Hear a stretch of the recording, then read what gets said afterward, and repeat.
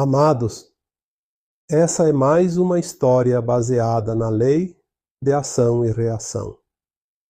Conto aqui como história, mas são fatos verdadeiros narrados pelo espírito do próprio pai de Margarida. Através das comunicações dos espíritos, aos poucos, vamos conhecendo o mundo do além-túmulo, pois os tempos estão chegados e o véu aos poucos está se erguendo. Margarida perdeu o pai ainda com 9 anos de idade. Era ele o único provedor da casa, pois a esposa cuidava do lar e dos 4 filhos do casal.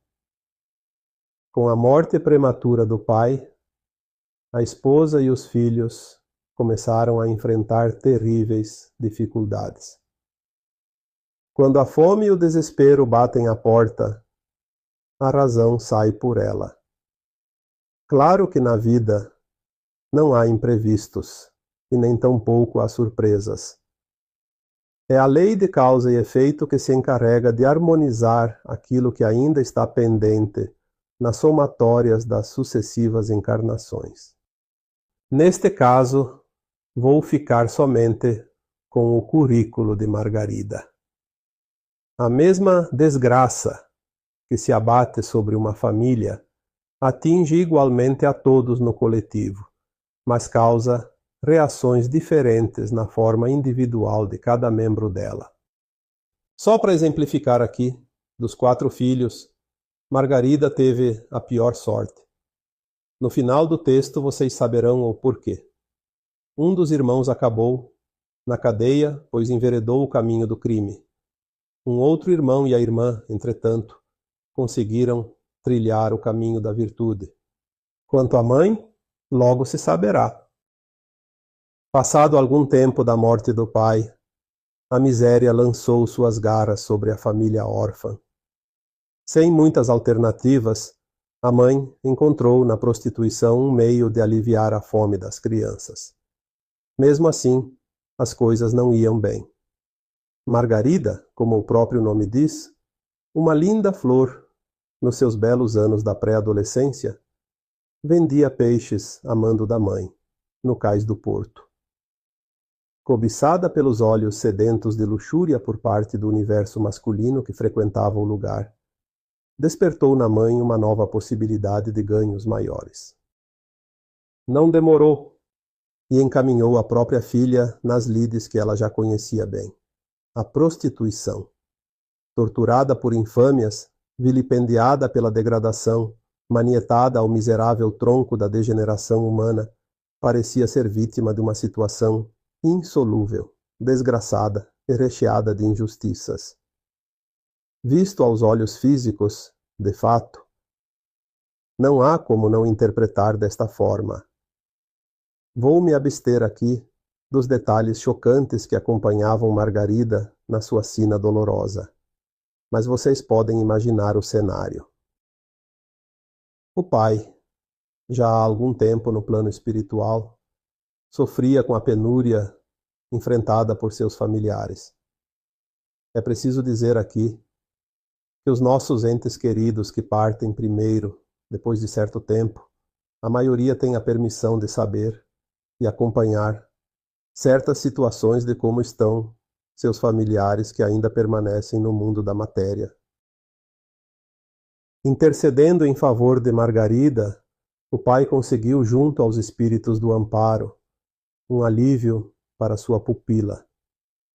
Havia chegado ao ponto que Margarida era obrigada a ingerir bebidas alcoólicas e, bêbada, servia de brinquedo na mão dos homens depravados.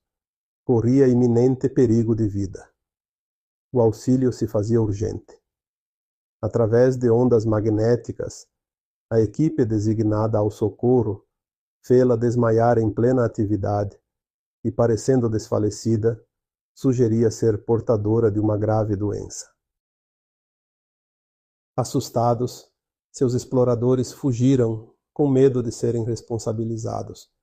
Socorrida, levada a um hospital, ficou longe, ao menos por determinado tempo, de seus algozes. Tinha, enfim, uma oportunidade de repensar a vida. Para acalmar um pouco a angústia do pai que sofria com a desgraça da filha, os espíritos superiores o fizeram ver as causas que provocaram tal situação de Margarida.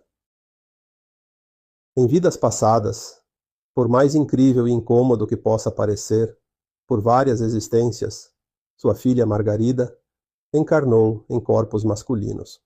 Como homem, abusou da liberdade e das prerrogativas concedidas aos varões. Conspurcou os mais sagrados deveres. Como homem, levou a desonra a lares respeitáveis, aviltou donzelas confiantes, espalhou a fel da prostituição em torno de seus passos, desgraçou e destruiu destinos que pareciam róseos, esperanças docemente acariciadas. Ultrapassou todos os limites da decência e da honra. Ignorou o sofrimento alheio em benefício exclusivo de seus prazeres carnais. Mas veio um dia em que a suprema lei, que não quer a destruição do pecador, mas que ele viva e se arrependa, impediu-o de continuar o execrável atentado à sua soberania. Cassou-lhe a liberdade, impôs-lhe ensejos favoráveis para se refazer da anomalia de tantas iniquidades, impelindo-o a renascer sob as vestes carnais femininas, a fim de, mais eficientemente, provar o mesmo fel que fez a outrem sorver, e a si mesmo poupar tempo precioso na programação dos resgates. Por sujeitar-se ao rigor das penalidades idênticas, as outrora impostas pelo seu mal orientado livre-arbítrio. Reencarnou como mulher a fim de aprender, na desgraça de ser atraiçoada na sua castidade, desacreditada, vilipendiada, abandonada, a empolgante lição de que não é, em vão, que se infringe as leis supremas. Esses dois últimos parágrafos transcrevi na íntegra as próprias palavras do Espírito manifestante. Acredito que, desta forma, vocês possam ter compreendido mais uma vez que ninguém foge de si mesmo. Eu sou Vital Froze e minha missão é o esclarecimento. Namastê.